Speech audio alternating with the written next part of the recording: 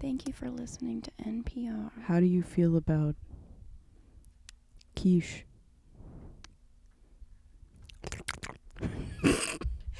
Ladies lunch.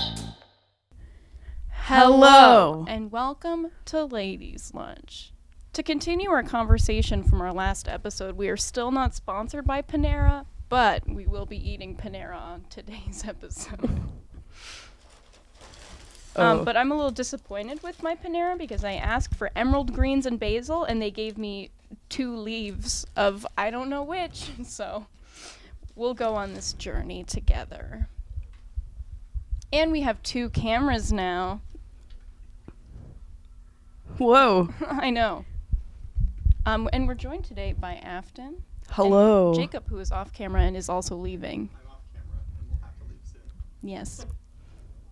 So today's topic is going to be women and mental health, which is super fun because last night I just started crying and I didn't know why. So I think that this is a really timely topic for me. The same thing happened to me on Thursday. Oh my God. You know this story. That was a rough day, let me tell you. But I'm good. That's so good. It just be like that sometimes. No, I just got home and I was just like, my friends are hanging out and I'm really tired, but they didn't invite me to hang out. But I'm also really tired and wouldn't want to hang out if they invited me. But I'm just going to cry about it anyways. I feel that Yeah, deep in my soul. I know. Bye, Jacob. Goodbye, Jacob. This is the first man on Ladies Lunch. Yay. Wow. All right. Bye. Sorry. Bye. to put anything. You're fine. Have fun. Woo! Bye. We will have fun. Fun without men. We Now don't it's need just men. ladies. But I need men sometimes. yeah, that's really fair. I'm going through a breakup right now, so I constantly feel like I need men. But you don't need men for validation. You only need yourself. Which is really hard when you're depressed. Segue! That was such a good segue. It's stats time, everyone. Oh, stats, okay. stats. I'll eat my sandwich Everybody. while Okay, you read your stats. I will. Okay, so mental health and women. More than 1 in 5 women in the United States experienced a mental health condition in the past year, such as depression or anxiety. Many health conditions, such as depression and bipolar disorder, affect more women than men. Wow. That's crazy. For audio listeners, there was a lot of steak in Afton's mouth just now. It's very intense. It was tasty. That's good. And so a big difference that I was noticing when I was doing my research, quote unquote, where I literally just went onto 2 websites, womenshealth.gov and WHO. Women's Health Organization. That's what it is. Or World Health Organization. Probably World, because why would they have an organization dedicated to women? Oh, wait. And so one thing that, like, is kind of a separate discussion altogether is, like, the overrepresentation of disorders like anxiety and depression compared to other ones. Those are, like, the most prominent ones that things talk about. But that's a separate discussion, and I personally suffer from both anxiety and depression, so I'm kind of part of that overrepresentation. So sorry, not sorry. Same here. It'd be that way. A lot of people have that combination. That's why, like, I know, like, the DSM is, like, thinking of reclassifying what anxiety and depression are because they're pretty much, like, they're always symptoms of one another. Mm-hmm. So they're just they want to combine those things. I'm sorry if you're hearing me, like, crunch big time right now, but honestly, I love crunchy noises. That's true. So, like, there's this great... So a big basis for the discrepancy between male and female mental health is because women often come forward and ask for help because we're taught that we're women and we have estrogen and we love empathy and talking about our feelings, which all of those things sound fucking great to me. Love it. I swore, oh no. Then I'll have to bleep that later in editing. Mm-hmm. Yeah. because there's like a really big culture in men where it's like they can't come forward and My sandwich is so messy. I apologize, but it's almost done. okay. But yeah, so men often feel like they can't come forward and they can't talk about their feelings, and that's why it feels like the diagnosis of depression happens more in women, but that's because they show a lot more outward symptoms like crying and stuff, and then people being like, why are you crying? And then getting help, etc. The light outside keeps changing, which is making the light inside change. So that's really fun for us and me for when I edit this. So yeah, for me personally, like all the women in my immediate family, like all suffer from depression, anxiety of some of some kind. Put it away. I have soup next, and soup is a very quiet food. The most silent. I mean, you could slurp it. I could slurp. I know some people like slurping. It like aerates it and it like helps you taste it better. That's why you Oh, slurp. really? Yeah. I didn't know that. It's also just fun. I don't like getting extra air when I eat. Yeah. It fills up your tummy. So, I'm like, uncomfy. Yeah. So, yeah. So for me, my personal experiences and background, we're going to get deep with you ladies and gents, all two of our listeners. So, I personally was diagnosed with clinical depression and severe anxiety when I was 12, and I was hospitalized when I was 11. And one thing I noticed about being hospitalized is, like, the majority of the girls there were all there for, like, the same thing as me, like, either eating disorders or suicidal ideation, depression, that kind of thing. And most of the men that were there for, like, behavioral, like, anger issues and stuff like that, which I feel like is pretty... That's just kind of what is common, and because, like, men outwardly acting in behaviors is what gets them into hospitals and stuff. And I mean, there'd still be like men that were depressed and stuff. And I did meet a couple of sociopaths and psychopaths along my journeys and hospitalizations. When I was 14, I was hospitalized and I met this boy. I'm not going to say his name to respect his privacy. But he was like, yeah, I'm a sociopath. And I only have room in my heart for 2 people. So my sister and you. And we had a great 3-month relationship. Oh my god. Where after we, left the hospital, we would play Minecraft over Skype on our shared server. So, yeah. My favorite quote from him was when he was like, I like my bird. I care for my bird. My cat tried to kill my bird, so I threw it down a flight of stairs.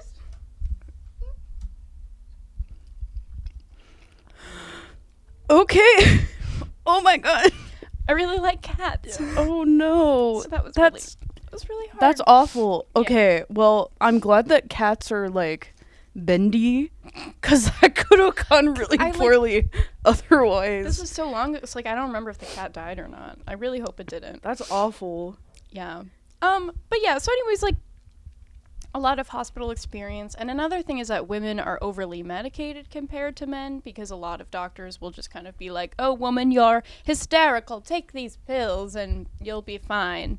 And also, again, because of the feelings of women to be like, I need to get help and I need to change and I need to take this medication, where a common thing in guys are like, I don't want to like mess with that stuff. Like, I want my mind to be mine and I don't want these meds like screwing with me and who I am. But like, as a person who takes medications, my medications help me function better.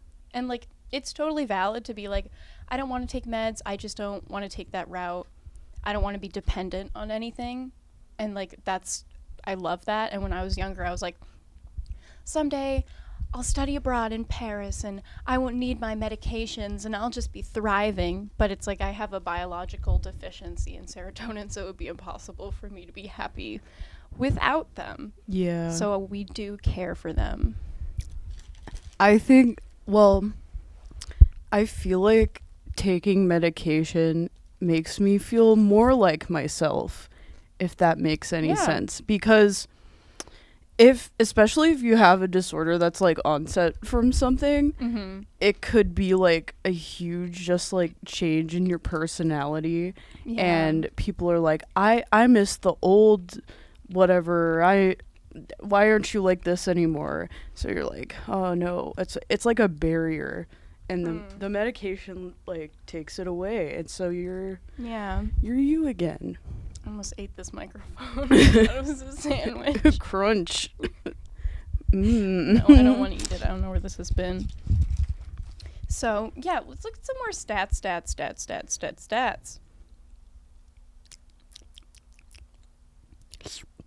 Yeah, gender bias occurs in the treatment of psychological disorders. Doctors are more likely to diagnose depression in women compared with men, even when they have similar scores on standardized measures of depression or present identical symptoms. Which I thought was interesting, because it's usually just like, that guy's just going through a rough patch, whereas like, oh, that Yeah. woman has like, she's crazy. She has like a diagnosable thing going on. Yeah. But in my experience, it's also like, I don't know if this is like societal or if this is just like how brains work, but when men have depression and like anxiety and basically that roundup of disorders, it's expressed more in anger than in sadness. Yeah. And I don't want to like generalize, but that's just in my experience. Like, cause I think it is kind of a societal thing, because it's like men don't cry really, or like I know just a lot of men personally that are like, I'm just not someone who cries.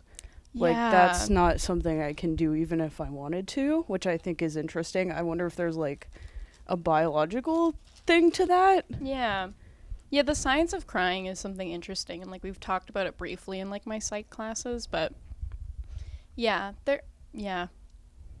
don't know. I definitely think that that's true. It's just easier to like lash out outwardly and be like, I'm angry that I'm feeling these weird feelings that I don't feel like I'm supposed to have. Why can't I be normal? It's less personally revealing, I think, especially if you don't really want to open up and you are repressing. If you're repressing more, it's like, let me think of a metaphor real quick. Okay, so like, it's like a pipe. If you if you have water running down a pipe and it's just kind of like flowing out like tears, it's not going to burst. But if you're not letting tears flow out, it'll make the pipe burst. I like that. Yeah. That was a dumb metaphor. No, but I think it makes sense. That's definitely a thing. The whole like repression of emotions and then it finally like coming to a head and bubbling out. Because that happened to me last year. I was in like a really bad place. I was going through a breakup. And I just like totally dissociated from who I was as a person. And I was just like, I don't need to be happy. I just need to like get through my classes and get through my year. And then when like summer came, that's when like the depression finally hit. And I was like, wow, I wasn't acting like myself. I wasn't making decisions that I would like to make personally. And I hate the person that I've become. And then I just became very, very big sad. Yeah, I think a big thing that I was reading about is like because of the prevalence of like sexual violence against women, that also increases like PTSD in women and stuff. And I think just also it does have a lot to do with societal pressures on women. I know one thing is like being in a relationship is one really big thing that makes people depressed. My mom was like, in high school, I was so sad all the time because I felt like I don't have a boyfriend. I'm not what I'm supposed to be.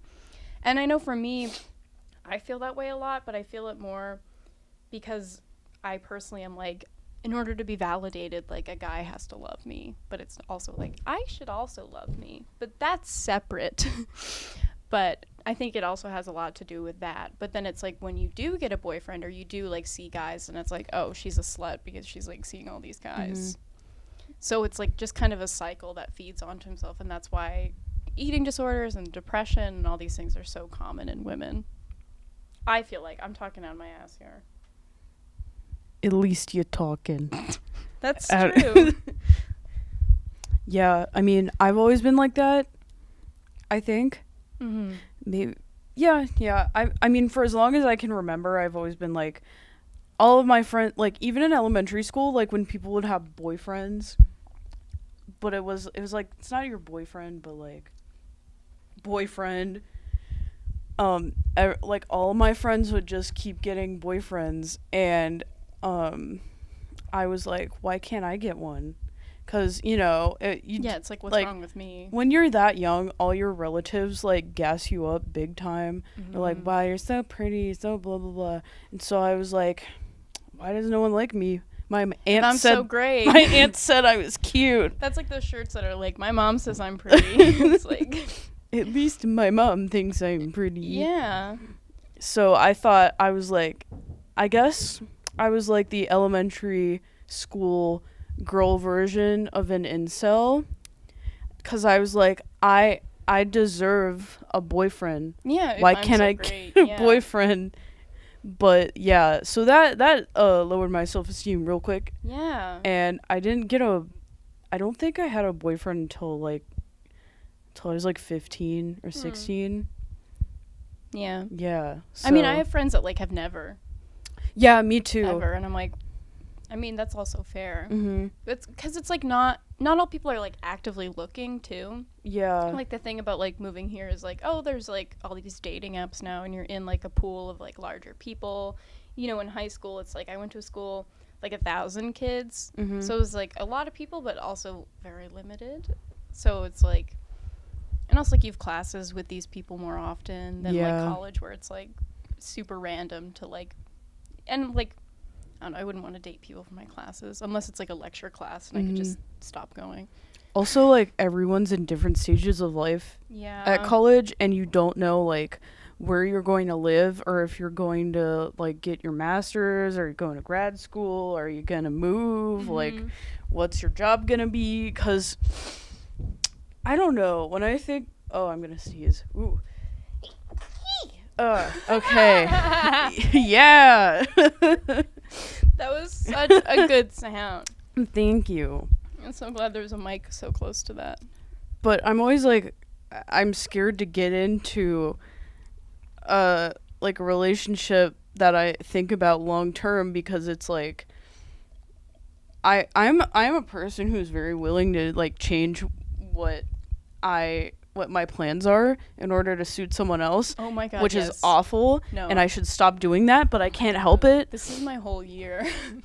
Like, because I was like, I also recently had a breakup, and it was like, there was, I mean, like, with the film thing here, because I'm also a film person, you can do like a semester in London. It's a semester, right? Mm-hmm. And then like this thing over the summer in LA. Yeah. And I was like very seriously considering doing it at one point, but then I was like, well, if I go there, then I'll be away from my boyfriend for like a semester. Yeah. And I don't think I can do that. Not because I could do it, but because he was an awful texter. There we go. And I can't go without that. Like, you know, like, yeah. No, I did long distance with like my high school boyfriend, and we made it through fall semester, and then spring semester came around of freshman year, and we were just like, we can't do, because he was just a real shit texter. It was just I hate it. That's like one of my biggest pet peeves is when people are bad texters. It's like, because I really express my love for people through, I'm like a gift giver. I like to make people like presents, or even just like meals, etc. And he would express his love through like being like physical, so like hugging you and holding your hand and like snuggling and doing other activities. But I'm like, if we live 4 hours away from each other, you have to adapt, and he just like couldn't adapt. yeah. And now he's dating someone who looks just like me, so that's really fun for us. Bruh. Well, like, on the subject of relationships, like, my thing is like being someone who has a mental illness that gets in the way of me functioning well in relationships. Like, I'm a really needy person, and like I know that, and I also know that like I'll get depressed and I'll express my suicidal tendencies with my partner, which is like traumatizing for them. Yeah. And I understand, I know it's bad, and I know that you shouldn't do that, but it's like I have this tendency to be like, oh, my boyfriend is also my best friend and my therapist, and I just don't separate them. And that's why like every time I get into a relationship or I start seeing someone and like really developing feelings for them, I like to go, hey, I'm kind of messed up. Sometimes I do really well, and then other times I just relapse and I'm not doing well at all. And if you think that you can handle being in a relationship with someone who's handicapped in that way, let's do this. But if you already think right now that you can't handle it, then like I don't want to be with you. Yeah. I think I'm more like, it's very easy for me to like mask my problems. So but also I'm outwardly needy. So I will like accommodate people a lot and not really like think about my own mental health. And that's a bad thing, but also like, I don't know. I feel like I just want to make other people happy. I want to like minimize the amount of uncomfortable situations. So I like, people step over me a lot, but you know, you just got to do that sometimes. I'm just like such a sharer with people. I like to give them all my emotions and be like, and I want to know your stuff, and I want to help you and like fix you and make us both like these mature, well-functioning human beings. And it's like, I need to learn to like step back and be like, you be you and I'll be me, and I'll get validation from this relationship, but I'll also get validation from myself and not depend on you. But that's something very hard that therapy is for. Yeah. Yeah. And so you prepared kind of a little full segment convo topic. I was trying. I forgot that you cannot slurp from a straw. So it just kind of fell out a little, like, out of the sides of my mouth, but it's okay. Okay. All right, so, do you like my lock screen? Yes. Is that yours? It's a frog. Mine looks like this. I do have a frog. I don't think anyone can see. Nope. But it's just a really fat albino frog doing jazz hands. So, for those of you who are not aware, I have autism. Got him. Oh, man. And, a lot of people don't know that. And it's not because I try to hide it or, like, just don't mention it, but, people are like, no, there's no way, you don't have it. Or like, I don't really, like, if you talk to me in a conversation or whatever, it doesn't seem like I have it. However, it's not because I don't have it or that it's like, it's something that you can't see, because I still have like behaviors and stuff. I think it's more just like, it's a spectrum and you don't have the public consciousness is it sees autism as this like very narrow thing. Yeah. And they see me, who looks like a normal person who can talk and make eye contact with people. Yeah. And they're like, no, that's not what I thought. That's not what I thought. You're not an 8-year-old boy who likes trains. That was real. Sorry to tell you, but sorry to tell you. I do not care about trains. Non-train lovers can also have autism. Don't even think I've been on a train before. You've never been on a train? Why do you hate trains? trains? Not like a real train. Wait, no. I take that. Does the one at Universal count? The Harry Yeah. Potter train? Okay. Oh, that's a train. I was on that train, and I've been on the T before, but that's not a really... train. That's not The like T a is train, though. It's like a train. high-speed train. It's like an above-ground subway. I wouldn't consider that a train. Doesn't T stand for train? Yeah, but it's like... It's If like... I'm wrong, I'm gonna sound real T- dumb. I'm gonna take the T. Why not say the train? It doesn't stand for anything. No, it's spelled like T-E-A. Oh man. I'm writing the T. Let's take the T. But yeah.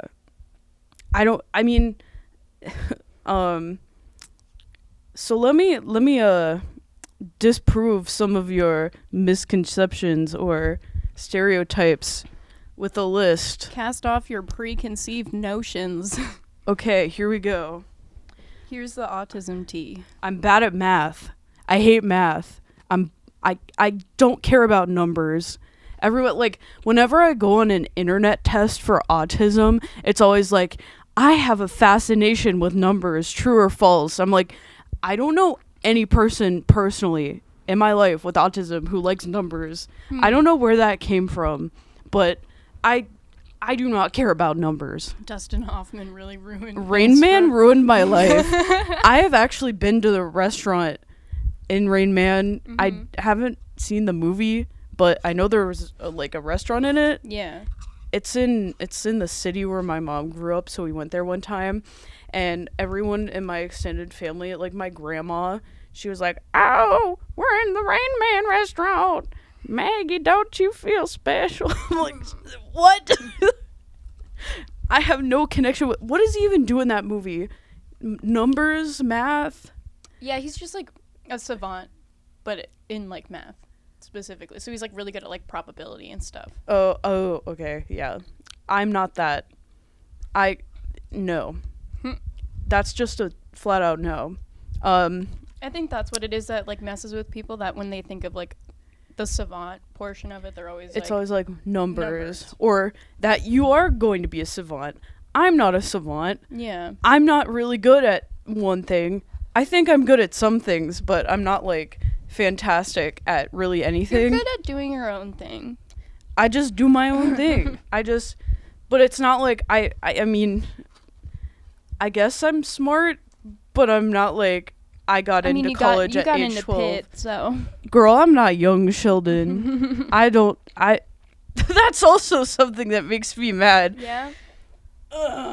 My parents, especially my mom, watch The Big Bang Theory all the time, and they're like, "Look, it's you." That's a very sexist show. It's like, Also, yeah, I know. I used to watch it, but then I got really uncomfortable as I like turned into a person that was self-aware. yeah. I was like, And wait. you can like make your own opinions. You go, oh wait, bad. Hold on a second. So, yeah, my parents were Wait like, a second. He just sat down in a chair. That wasn't funny. oh, I hate like those videos on YouTube where it's like Big Bang Theory, but the laugh track is gone. And they're all just really mean to each other. Mm-hmm. And like, I feel bad for Penny, Yeah. but also Raj, Yeah. because they're just like, they're so mean to him. And Penny. And all of the women, period. Yeah. I know he always acts like they're stupid. And then they were like, let's just add scientist women. But Penny's still stupid. Yeah. So it's like, okay, thanks. But yeah, Sheldon Cooper is not Is he a supposed good- to be someone with autism? He's like coded that way, but the creators are like, I'm not gonna confirm or deny that. I'm just gonna say he's his own thing. And then everyone's like, girl, be serious with yourself.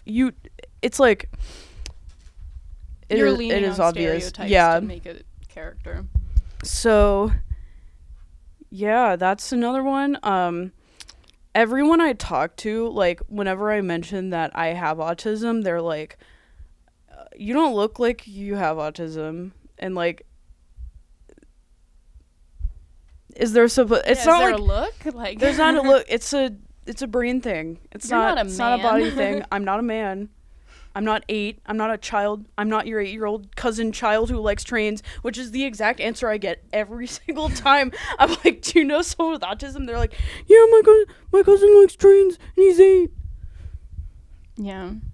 So that's also, that's why women don't get diagnosed as early or as often as men do with autism. And I have a whole story about that from my mom. Go off. Shout out to my mother. Oh, wait, can we take a really quick break? I Yes. need to get more tea. Okay. Your girl is thirst. And we're back. Okay, so this is from my mother. This is her tale. Shout out to my mom. Thank you. Thank you for birthing this beautiful child. I was an IVF baby. Oh. It took more effort than that, so I like extra appreciate my mom. I extra appreciate. Cause yeah, she would have just given up. Yeah, she would have been like, I mean, I oh, don't well. wanna. But I was jaundiced. I was an. you were jaundiced. I was an orange, ugly Dorito baby. Yeah. I was like, why Yeah. did you keep me? I was so gross.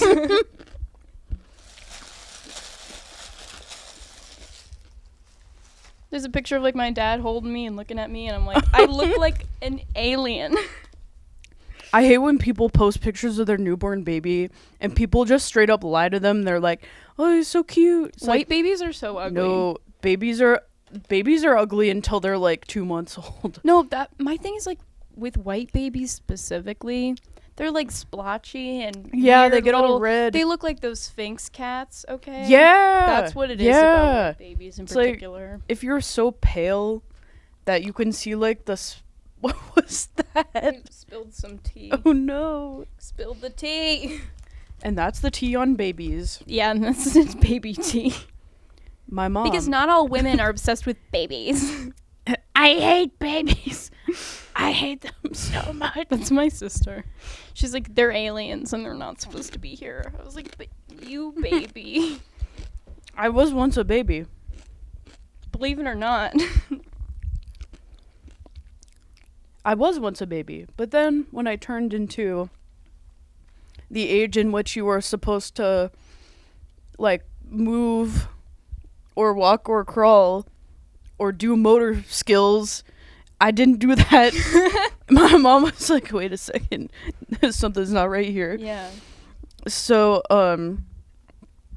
but, like, I talked pretty early. Mm-hmm. Like, I talked very well pretty early, but like motor skills wise, I could not really do anything. Like, I was crawling around and stuff, but it took me a while to walk. I forget when specifically she said it. I started walking, but it was pretty late. So she took me to see someone. I think I was like, probably when I was like before I was 2 or sometime around then. She took me to a doctor. She was like, hey, she's having some developmental delays and she doesn't like when people talk to her and she won't really interact with people. The doctor's like, oh, I don't know about that. They were like, my mom, I don't think she thought it was autism at the time, but she knew that something wasn't right. Yeah. But the doctor basically just said, well, I don't really know if we could do anything about that. We just kind of have to wait.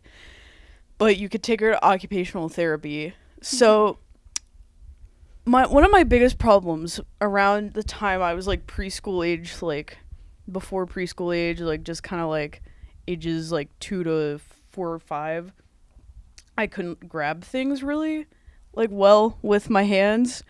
Yeah. So I went to occupational therapy where they tried to get me to do that. I couldn't hold scissors. I couldn't hold a pencil right or anything.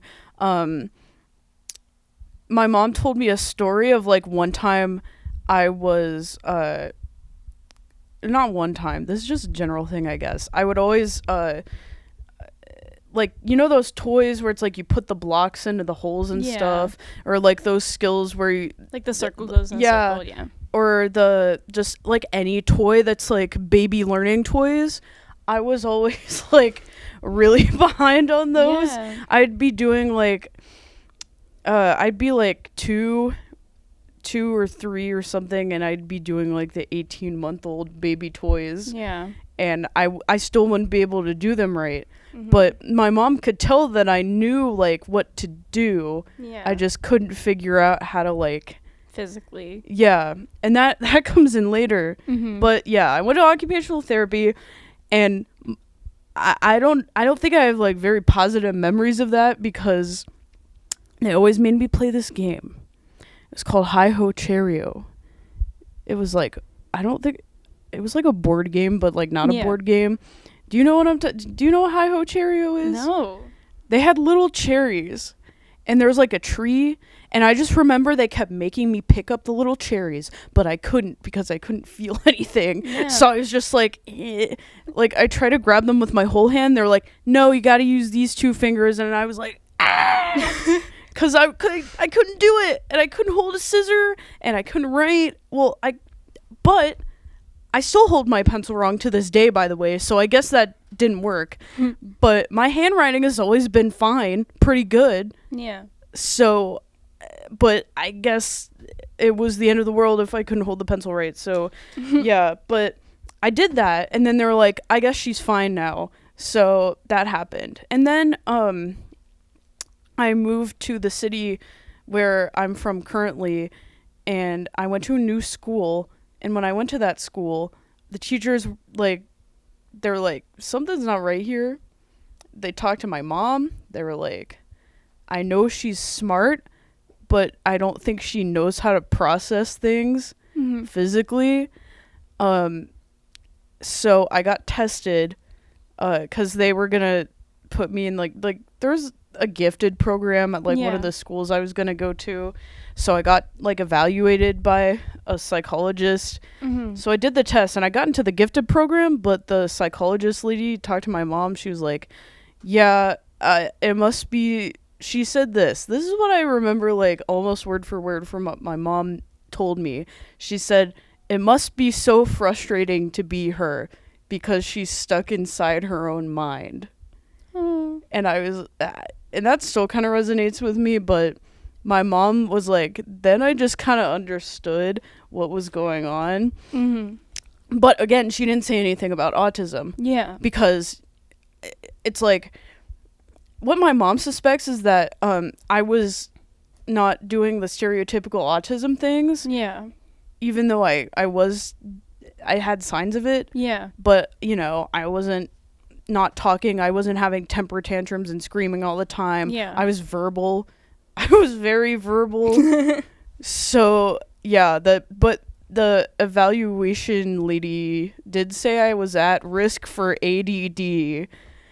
Whatever that means. Like, okay. Yeah. So I, like, as the years progressed and I, like, went through elementary school and stuff, my mom started noticing all the stuff I did. Like, I don't do a lot of this stuff now, but as an example, I would, like, flap my hands. Just like a tick kind of thing? Yeah, it was, like, they're called stims. Okay. For autism, it's like, I think that's like the specific thing for autism is stims. So like I just kind of stand there and flap my hands. I can't really do it now. I don't know why I can't do it now. Like, I don't know what kind of inhuman movement my hands were doing, but I cannot replicate it now. But I would just do that. I'd walk on my tippy toes everywhere. You just wanted to be taller. I think I did. I don't know. I was like, I want to wear high heels. So I just walked around like that. I still do that thing where, like, I shake my leg. Yeah. And my mom always has to be like. I hate it when people do that. So I was in, like, a special education program in, like, middle school and stuff. And if I would, like, just bounce my leg because I'm just a fidgety person. And they would do that. They would, like, smack my leg and stop it. And they would go, that just, like, pumps the anxiety and, like, fuels it. I'm like, no, dude, I just don't like sitting still. Yeah, that's like me coping. And it just feels nice. Bouncing your leg feels nice. I don't care if it shakes your table or whatever. If I'm, like, watching a video or something, I'm just, like, in bed, or even when I'm trying to fall asleep, I always, like, shake my foot. Yeah. I'm always like this. And I'm like, what's wrong with me? But that's normal. It's comforting to me for some reason. But anyway, It used to be worse than that. I used to be like flappy time all the time. Flappy Bird. Flappy Bird. Rest in peace. Rest in peace. So my mom did this thing. Wait, no. I'll get to that later. But she told my dad, she was like, "Hey, Neil, I think our daughter has autism." My dad's like, "No, she doesn't." And then she's like, "Okay. Well, whenever she does something that is autistic, we're going to have a code word. That code word is pineapple." So whenever I did something that was super autistic, my mom would say pineapple. My dad would be like, and then I don't know how long it took, but my dad was like, "Okay, yeah, you're right." Keep saying pineapple a lot, lady. You know what they say about pineapples? Autism. So yeah, it got to the point where I pineappled enough that they took me to get tested, and you know, I was 11 years old, so I had gone 11 years of my life without being confirmed or denied that I had it. That's crazy.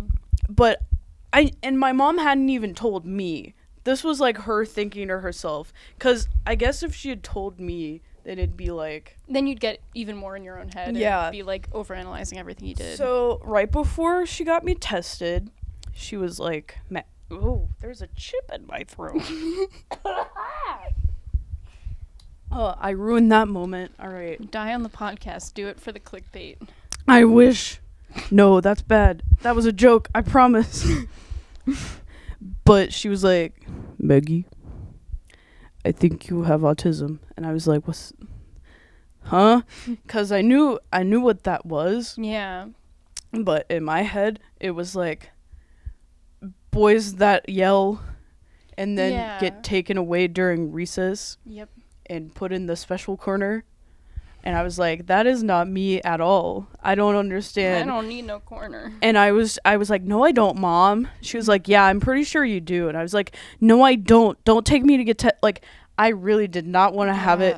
But my mom was like, "No." Because when you're 11, like, your world is just so established. And then for a doctor to be like, your life isn't like everyone else's, it's like, what? So we got, my mom took me to this place called Easter Seals. I got tested there. Mm. And they took us in a room. And they were like, "All right, so she definitely has it. Like, there's no denying it. But on the paper, it says that she doesn't because she outsmarted the test." So basically, I finessed the autism test so that it didn't say it. Because I was like, yeah, I know how to act normal for like 20 minutes. And then they'll be like, "Wow, she doesn't have it." But like they said, yeah, no, I can tell she definitely does. Mm-hmm. And my mom was like, I mean, we were both kind of like relieved in a sense that like now all of the things that I've been doing that have seemed weird now have an explanation. Yeah. But it was also it also made me think about every single thing I was doing. I relate to that so much because for me, like, when they were like, "No, you have this biological thing that makes you act the way you do," it was like, oh, so I'm crazy, so I'm not normal, so I'm different, I'm special now being in like special ed.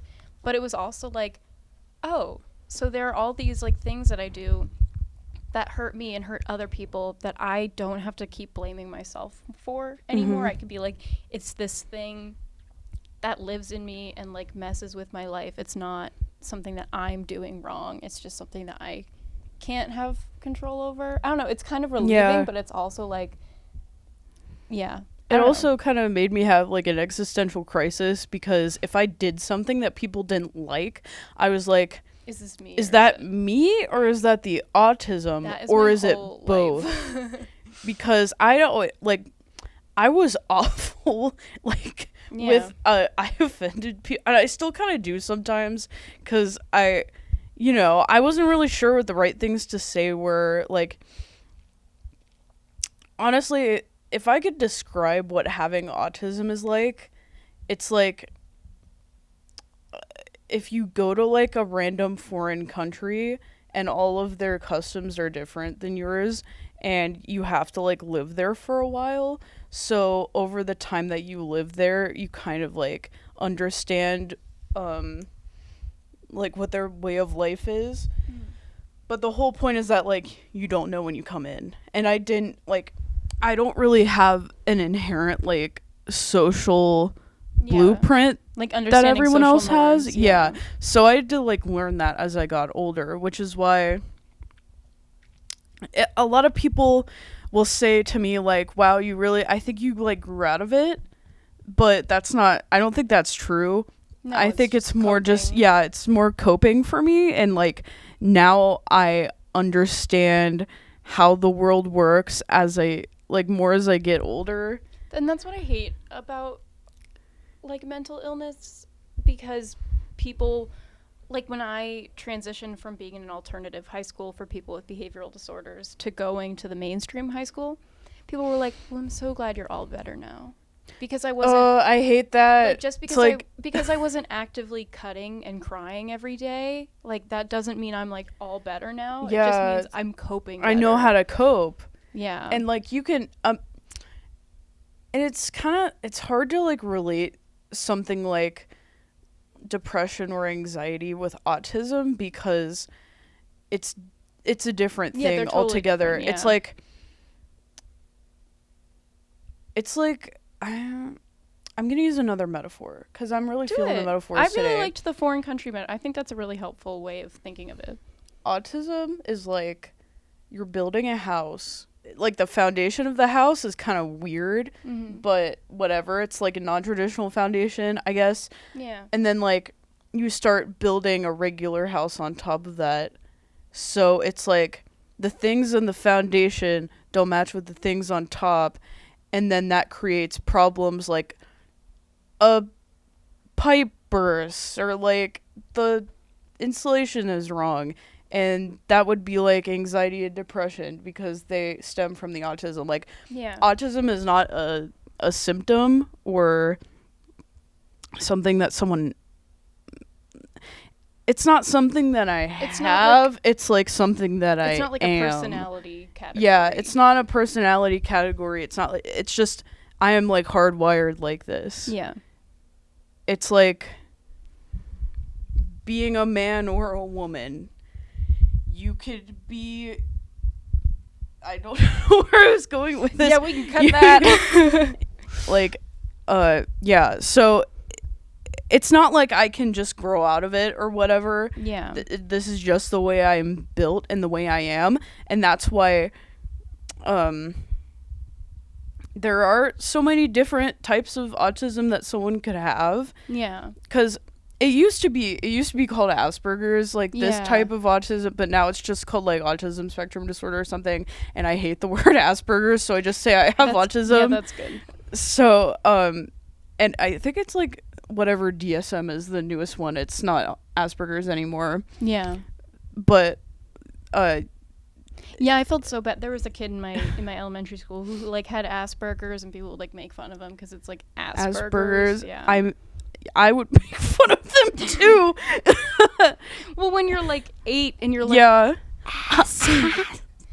burgers. But yeah, they were like, when I got diagnosed, that's what they said. They were like, she definitely has Asperger's, but like not like super Asperger's. What are you saying about my ass? It doesn't look like a burger. It doesn't look like a burger. Yeah. But if you're saying I got cake, thank you. Ooh. If you're saying I got buns. I got diagnosed with cake. I got diagnosis thick. I remember very clearly the lady, like the doctor, when she was like, yeah, she has Asperger's. Well, if you want to, where you want to go from here, there's not like a specific medication, you know, you just gotta do the symptoms individually, whatever. But then she was like, you know, we have autism prom. And my mom was like, are you interested in that? I was like, no, because I can say this because I have autism, but thinking about an autism prom that would be the most awkward thing ever. Like, Protism. I would no, that would be so bad. Like, I was sitting there thinking, I couldn't like articulate it, but I was like I would rather die than go to autism prom. Like, Yeah. not me being like, I hate autistic people, but like, No, just that would be awkward. the idea of being like segregating hey, it. Yeah, like being like, hey, we all have this similar issue. Let's all throw us in a room and hang out. Yeah, it's like let's have PTSD prom. Like, Yeah, it's like I don't really want to like celebrate this. Yeah. In that way. Not in that way. Like, I mean, I have can autism, celebrate it in let's different have ways. Yeah, but it's like you don't really throw a party for having autism. Yeah, it's that like, would feel a little weird. but Not they, that you can have yeah. you can have a party for whatever you want whenever you want, because this is America, land of the party and the free. But also, it's kind of like you celebrate it by being you and by being proud of who you are and advocating for what you need. Yeah. Not really by making it a social gathering. Yeah, I think something neurotypical people don't understand, especially about like not like really on the mental illness side, but more on the like developmental disorder side, like basically the people who are in like special ed in the high school, like whatever, like Down syndrome, people with low functioning autism, people with like whatever. To me, a lot of this like autism prom stuff, or just like whatever prom, seems more for the benefit of the people throwing them than for the people actually doing it, because everyone would love to say, I volunteered at the autism prom on my resume, and I don't know, so it just seems wrong to me. And like, if you're if you support autistic people, good for you, but if you're doing it for that reason of like, well, look at me, I'm doing this, it's like exploiting yeah autistic people. And I mean, I have a lot of experience with this kind of stuff, because I did go under some fire from the high school canceled? I went to. Ooh. I've been canceled multiple times. Oh, no. But like, they would do this, like, it's like this Tim Tebow special needs prom thing, and like, that's fine, that's good, hooray. But most of the people that are there are just like neurotypical people who are pretending to be friends with them for clout. I hate that so much. Like, that's such a common thing in high school. All of the cheerleaders at my high school would have to volunteer for it, and I like sat behind a couple of them in one of my classes, and they were complaining about going. They're like, like, this person's so gross, I don't want to have to. But then they'd like post pictures, and they're like, me with my buddy, or like, I hate totally that. Yeah, we would do like, before like the Special Olympics, our high school would have like this big like send off for all of them, which seems like super stressful for them. Yeah, because it was like 3 floors, and like everyone would like go up towards the balconies, because we had like a huge open foyer space, and so like we would all crowd there, like 1,000 of us all crowding there, like cheering and yelling God, at these people who are walking out, and I'm like, does this seem good? And like, they seemed happy and they seemed to be enjoying it, so I was like, I mean, if this is good, but then also that, like, having those like helper kids who are like, look at me, and like, look at all this good I'm doing, and then like never interacting with them ever again, like pretending to be their friend for like, but also like low-key making fun of them while doing that, but they don't know any better because they don't understand like socially it's so how things work. Because that kind of was like a thing with me, because I wasn't like, I mean, I was in regular classes and stuff, like I was fine, but I was socially awkward and like weird enough that people would pretend to be my friend. Like, they'd be like, hey, Maggie, give me a high five, like in the hallway or whatever. And I wouldn't do it, because I knew they were being like joking. Yeah. And like, people would like fake ask me out or whatever. And I was like, ha ha ha. And then I cry. That was more in middle school though, but middle school is such a bad time to have mental issues, it's just not good. That's a whole other. So I'm getting to that. Ooh, Getting heated. I know. I don't want to run too long. I We're at know, like 2:00. I'm sorry. No, we're fine. There's a lot. No. To be fair, there's a lot of stuff that There's could be so much- edited out. There's that too. And there's just like so much that we can cover in this topic because it's like women and mental health. It's just really broad. And you know, a lot of these experiences that we're talking about aren't just like strictly defined to just women. But I do think a lot of the issues that I've had with my mental health and a lot of the fights that I have, like basically with me, the way that my brain processes interactions with people just doesn't always line up with reality. Me too. And that causes me to get into arguments with people and have misunderstandings with people. And those people are often women who themselves are pretty emotional and very in touch with those things. And they're not good at separating. And I call it pulling the depression card. I hate pulling that card because I like to be like, well, I'm more than my illness and I shouldn't use it as an excuse. But sometimes it's like, I need to be like, dude, I don't think before I talk sometimes.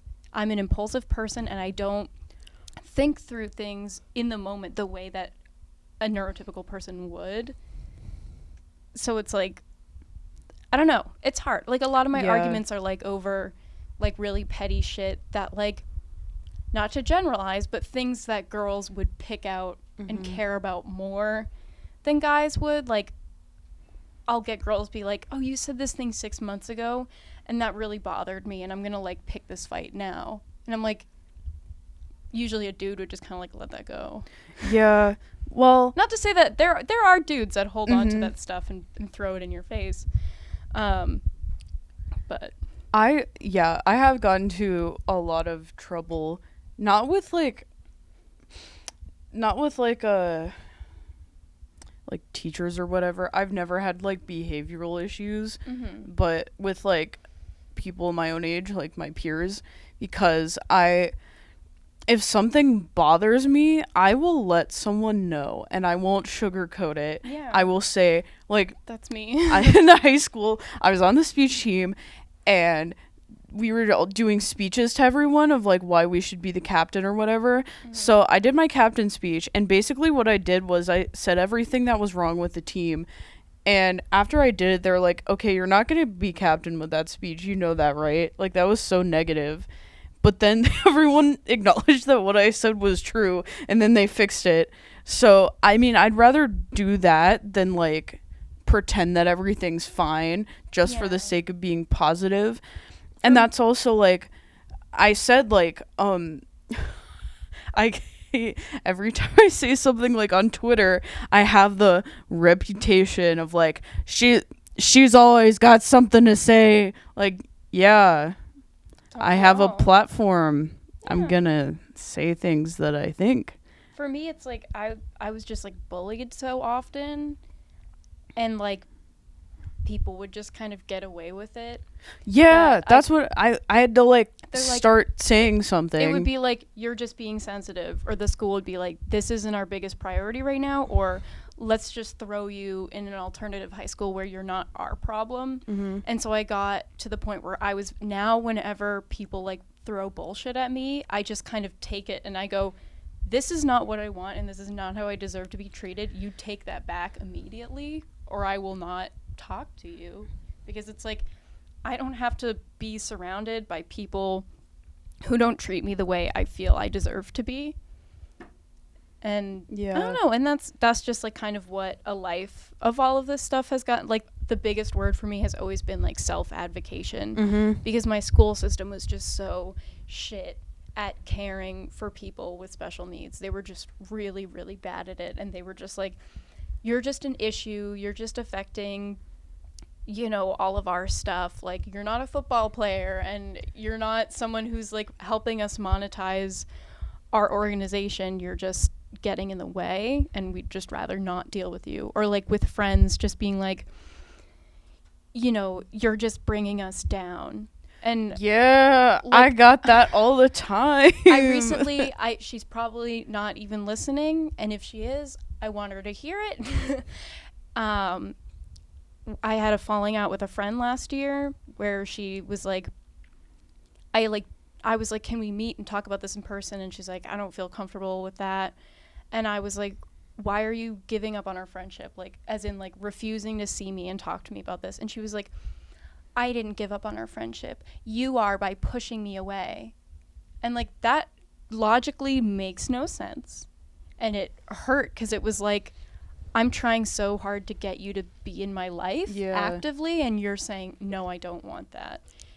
And so we reconnected this year, and she was like, yeah, just a lot of bad things were happening in my life at that time, and I just wanted to minimize the amount of negativity in my life, as in, like, you were something negative in my life, and I just figured it would be easier to cut you out than help you feel positive. Yeah. And it's like, you can't be a fair weather friend like that. If you have a friend who you know has a mental disorder that makes them feel a certain way or act a certain way that, like, they aren't in control of, when you know the person that they are deep down, and you just kind of go, this is just really being, like, this is just kind of annoying. And, like, this is, like, my life is, like, really hard too. And, like, I just don't want to be around that kind of negativity. And it's like, she chose to hang out with the friends that don't have problems like I do, that are just positive all the time and don't talk about the deep stuff because it's hard and it's awkward. Whereas with me, I'm like, how about we just cry and watch Mean Girls?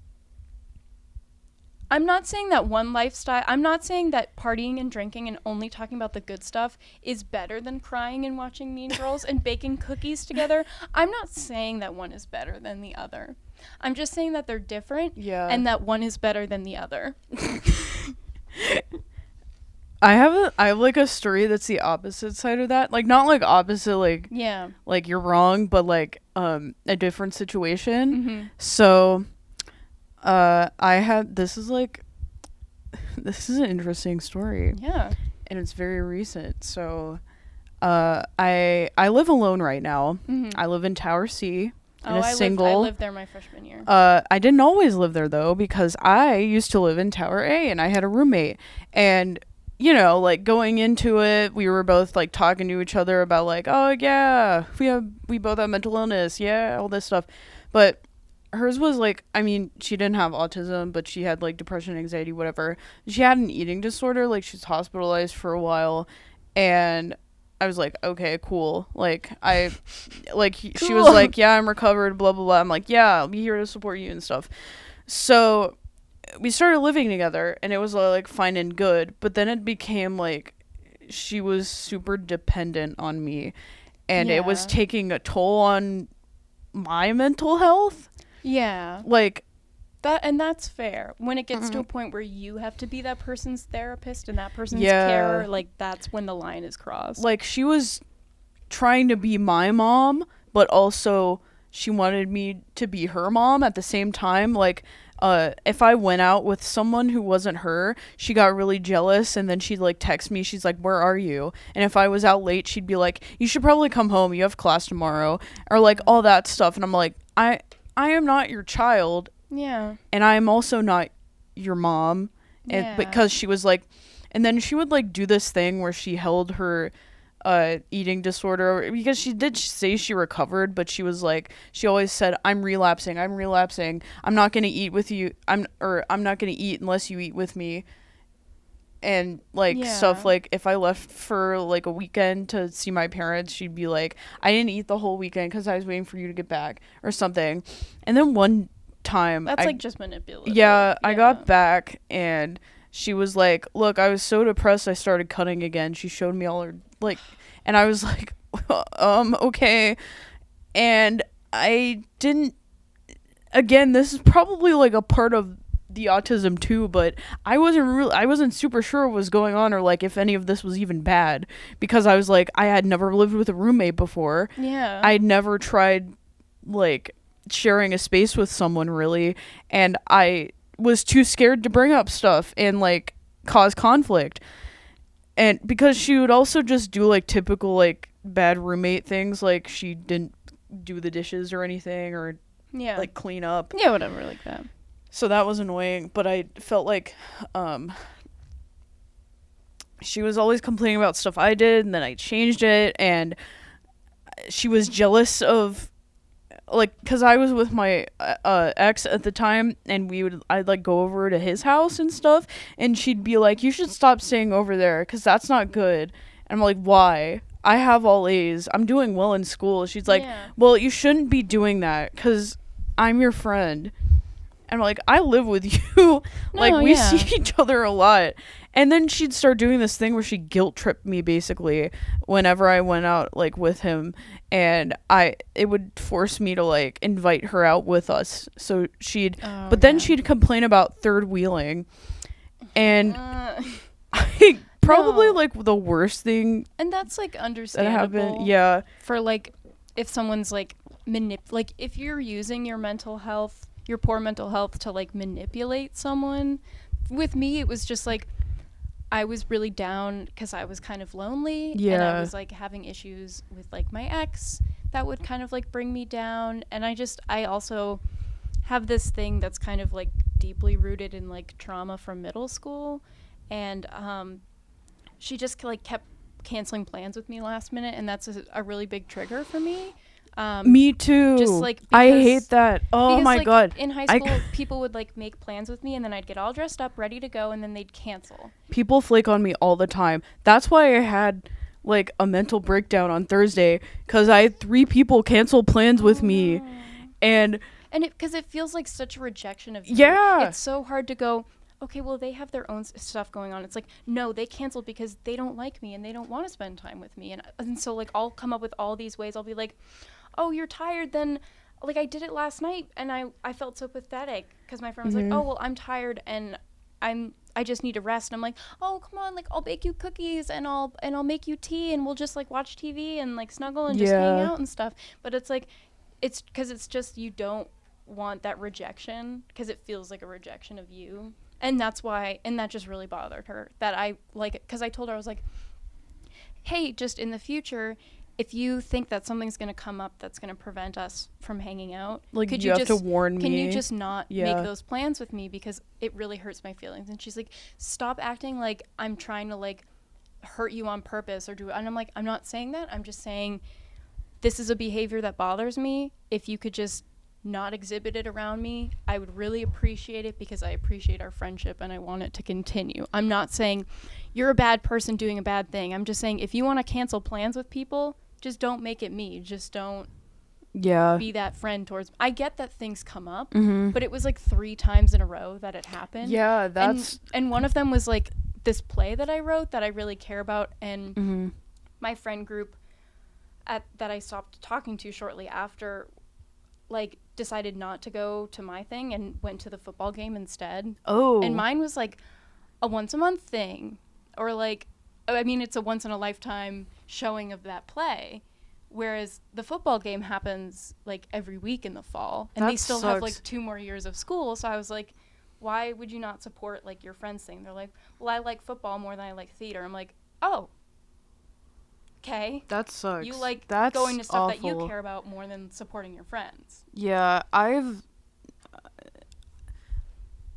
think I'm in like a special situation, not like saying like, well, I bet I get flicked on more. But I think I'm like the queen of being flaked on, because not that like I think I get flaked on more than other people, but because it's the autism again. Yeah. I have an idea in my mind. Someone says we're going to hang out. I'm like, okay, yeah. I get it solidified in my mind. Same. And then I plan everything around it. I'm like, okay, I'm going to wash my hair this day. And then this day I'm going to, like, shave or like... I'll do my homework and we'll plan to do this here and or, there. like, I'll eat now and then later. And then, like, they cancel right before it's supposed to happen. And I just, like, fall apart. Because then I'm like, well, what am I supposed to do now? Yeah. I had a really bad, like, but also, I hate when people do that, and then they just, like, don't talk to you for, like, 5 hours before you're supposed to hang out, and then, like, the time will come, and then they're like, never mind. That's why, like, I get anxiety up until that point, and then even like filming for this, and like I filmed a music video earlier. Check out my personal YouTube channel. We made a music video for Thanksgiving. It's a banger. I don't care if it's February. Like even then I'm like texting people. I'm like, hey, are we still on? I just want to make sure. Yeah, that's what Because I do. It's like I've planned shoots before, and then I show up here and I'm waiting and I'm waiting and I'm waiting, and then the person is like, yeah, actually I can't, and it's like, I just don't understand, like, from my standpoint, how people could do that, because feels I always empathetic. know if I'm not going to be able to do something, or if something Yeah. comes up. The only time that I've really done that is if I'm sick, yeah. and that happens, but that doesn't really happen to me. So, and usually it's just like, oh, I'm tired. Yeah, And when people I'm tired, but I still, and that's like fine. That's fine. Take care of yourself. But I'm just saying, me personally, like, I always go out and do stuff that I say I'm going to do. And people change plans like so frequently. I don't know if that's just like a modern day thing or if it's always been like that, but having uncertainty is what gives me the anxiety. this has kind of turned into a little bit more of a relationship. I know. Tea, love, friendships, mental health, all that ish. Ladies' lunch. But we had lunch this time. Last time it was like nighttime, and we made fish sticks. And the Fish time stick. before that, we ate Cheerios, but I didn't post that one. But what's the green screen gonna be? I don't know. I was probably just gonna make it like white. I think you like should that. put like corresponding pictures Oh, that's on the That background. would be good. Yeah. You, That's so a lot of effort, though. So follow us on Instagram at Ladies Lunch Podcast. Follow the UPTV channel. Special thanks to them. Even though I didn't get the tripods I wanted, Max. Anyways, we thank you for watching and listening, and we'll see you on the next one. So, goodbye. Ladies